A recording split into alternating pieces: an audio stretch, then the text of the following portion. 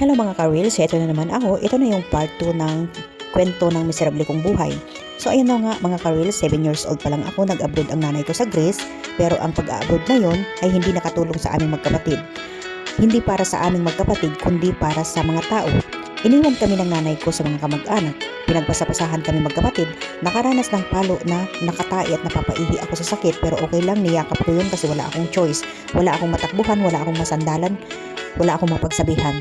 Nakaranas naman sa sakit na salita galing sa iba-ibang tao. Napakasakit isipin na yung mga mismong kamag-anak mo pa ang manakit sa'yo.